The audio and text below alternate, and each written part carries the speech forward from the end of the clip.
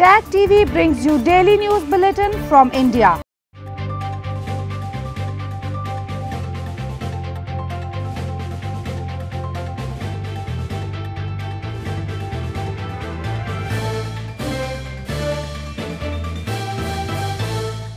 Good evening. Welcome to South Asia Newsline. I'm Yeshi Chansom. Here are the top stories we are tracking for you on Monday, the 22nd of March. 4 LT terrorists neutralized in encounter in India's Jammu and Kashmir.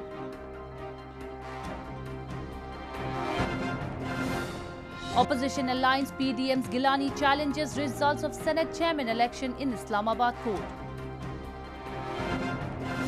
And Nepal's Health Ministry alerts public of possible second wave of COVID-19.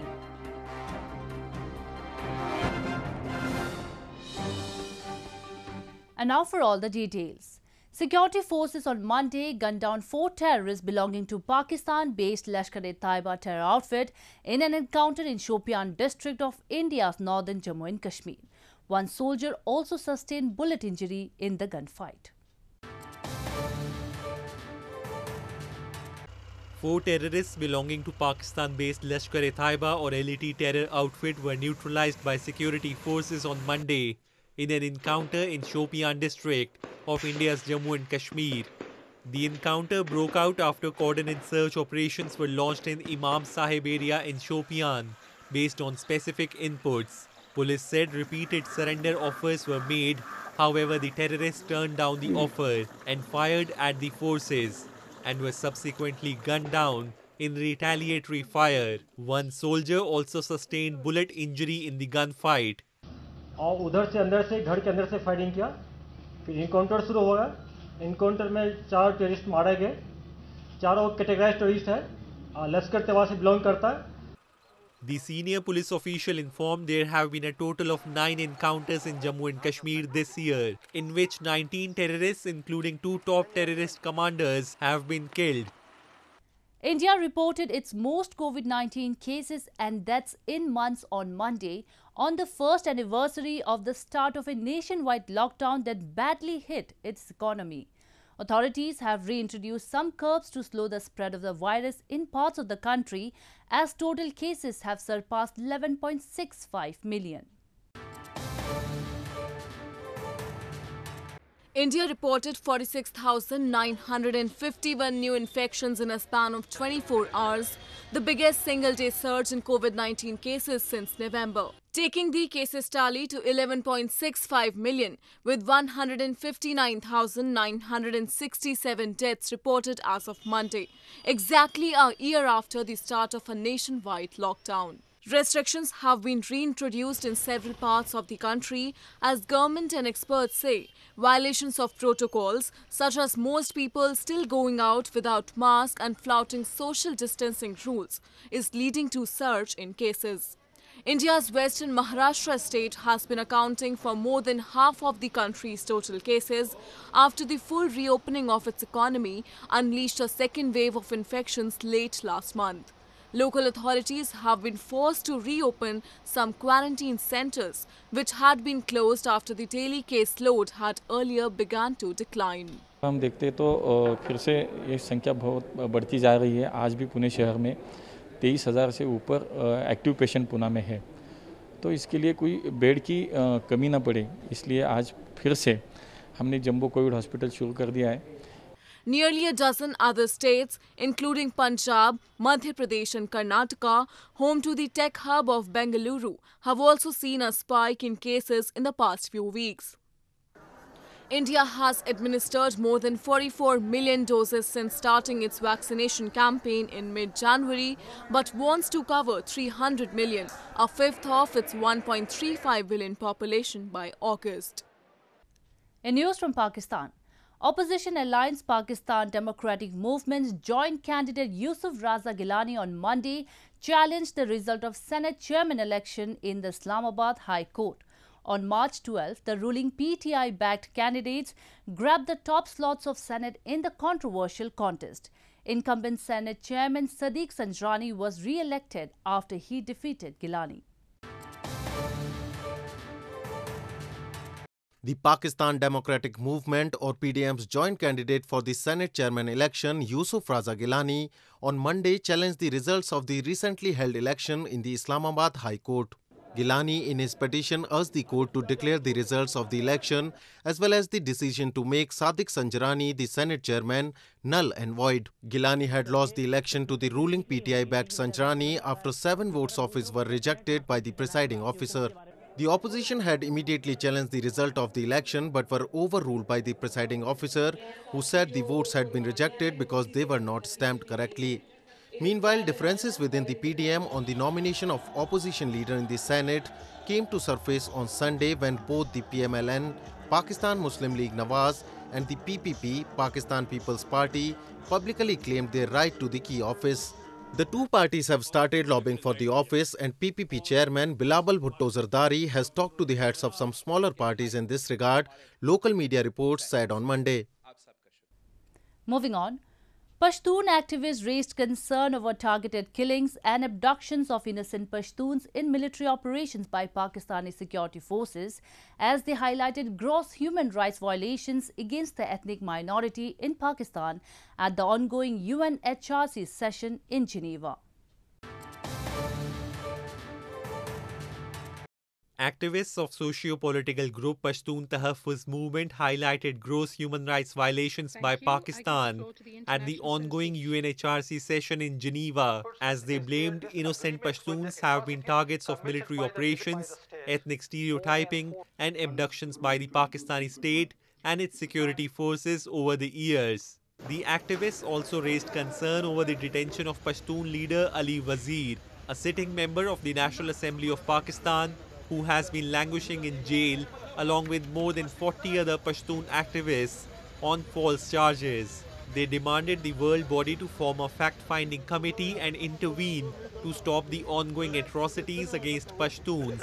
More than 4,000 forcefully disappeared Pashtun are still missing in Pakistan. Many of these illegally abducted people have been killed in fake encounters and falsely presented as terrorists in order to keep the war in Pashtun lands ablaze. The state does not respect its constitution and international law. Ali Wazir, a leader of Pashtun Tahaffuz movement, is listed to stifle his freedom of expression. At present, more than 40 PTM leaders are languishing in prisons on false charges.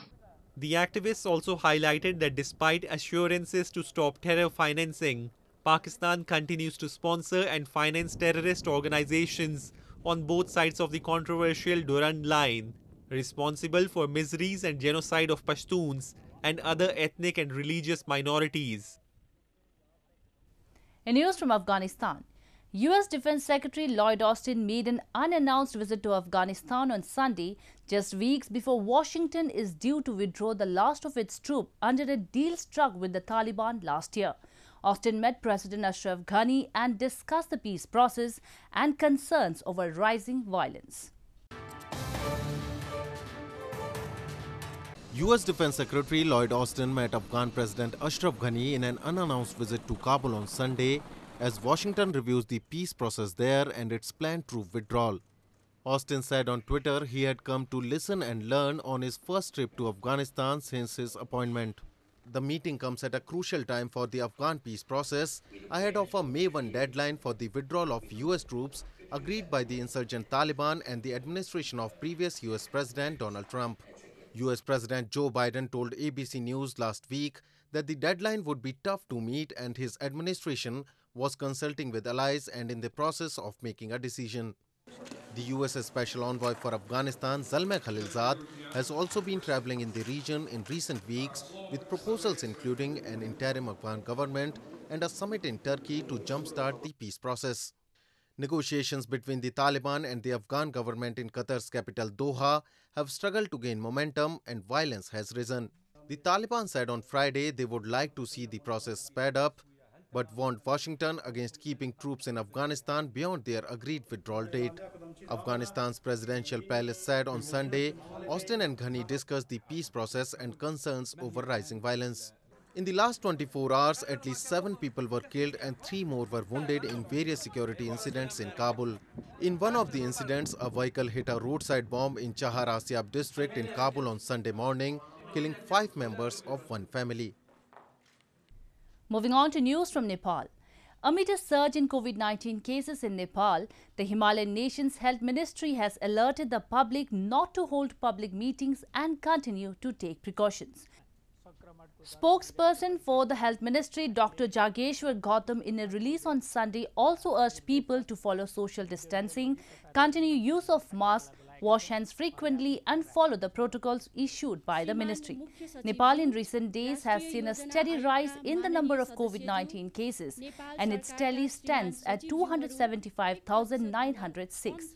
Though more than 1 million population of about 30 million residents of Nepal have already been administered the first shot of the anti-COVID vaccine, it is yet to be ascertained by when they will get their second dose, as the second phase of the vaccination campaign is on hold due to unavailability of sufficient numbers of jabs and delays in delivery from manufacturers.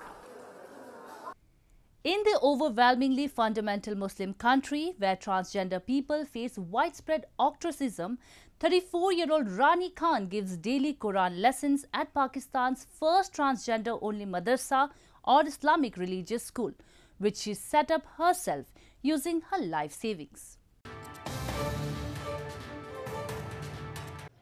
On the outskirts of Islamabad, a group of transgender women make their way to what is believed to be Pakistan's first transgender-only madrasa or Islamic religious school. Inside, the head of the school, 34-year-old Rani Khan, gives daily Quran lessons to the roughly 25 students. The madrasa is an important milestone for the LGBTQ community in the overwhelmingly fundamental Muslim country where transgender people face widespread ostracism, even though there is no official restriction on them attending religious schools or praying at mosques. Khan studied the Quran at home and attended religious schools before opening the two-room madrasa of her own last October. मैं पहले dancing, bagging, function वगैरह करती थी, तो 15 साल dancing करती रही हूँ, 5 साल बैगिंग करती रही हूँ। उसके बाद फिर मेरी एक ट्रांसजेंडर सहेली थी, उनका इंतकाल हुआ, तो वो मेरे ख्वाब में आई, काफ़ी अजियत में थी, जिसकी वजह से मेरी मूवमेंट हुई इस तरफ। Along with some donations, Khan is teaching her students how to sew, with the hope of eventually raising money for the school by selling clothing. दिल को अब पढ़ती हूँ, सुकून मिलता है, तो ना उस जलालत भरी ज़िंदगी से तो यही बेहतर है कि बंदा अपनी आखिरत तो संवारे। Pakistan's parliament recognized the third gender in 2018, giving such individuals fundamental rights such as the ability to vote and choose their gender on official documents. Still, advocates say transgender people often remain on the margins of society, at times turning to prostitution, begging and dancing. Devotees thronged to northern India's Brij region over the past weekend to drench each other in colours as they begin celebrating the arrival of Holi, the festival of colours. Holi is an important and special festival for the people of Brij, where the celebrations begin over a week in advance and continue well after the festival. Hindu devotees in India's northern Brij region kicked off 4-night-long Holi festival celebrations by taking their god Krishna for a boat ride on the holy Yamuna river over the past weekend. The Brij region, consisting of religious towns like Mathura, Vrindavan, Barsana, etc. in northern Uttar Pradesh state, is believed to be the birthplace of Krishna, a major deity in Hinduism. Smeared in colors and being showered upon by powered colors and flower petals, devotees danced their hearts out in the river and the banks and sang folk songs of the spring season. ये अद्वितीय ऐतिहासिक है। मैं कल्पना से परे, कल्पना जितने की थी और जितने भी लोगों ने दर्शन किया, मैं तो इतना ही कहूँगा कि वो भाग्यशाली हैं जिनको ये पल आज आप देखने को, और यमुना के कुलिंद पर यमुना मैया की जो रंग हो रहा था, तो यमुना मैया ऐसा हो रहा था कि जैसे कितनी चूनर बदल रही है। फूलों की होली, लड्डू की होली, गुलाल की होली, मतलब ऐसा लग रहा था साक्षात हम कहीं ऐसी अद्भुत जगह पे हैं जो पूरा ब्रह्मांड मतलब खुश एकदम, और सब उल्लास और भजन और गायन के साथ हमने सबने बहुत आनंद लिया। Although the festival of colors Holi is celebrated across India, it is especially important for the Brij region where the celebrations begin over a week in advance and continue well after the festival. This year, the festival of Holi will be celebrated on March 29. Well, that's all we have for you from South Asia this evening. Now our viewers can watch the show on SouthAsiaNewsline.com. You can also visit us on Facebook.com/AsAsiaNewsline and follow us on Twitter @AsAsiaNewsline. That's all in tonight's edition. We will see you same time tomorrow. Good night. Subscribe Tag TV YouTube channel and press the notification button. Subscribe Tag TV YouTube channel and press the notification button.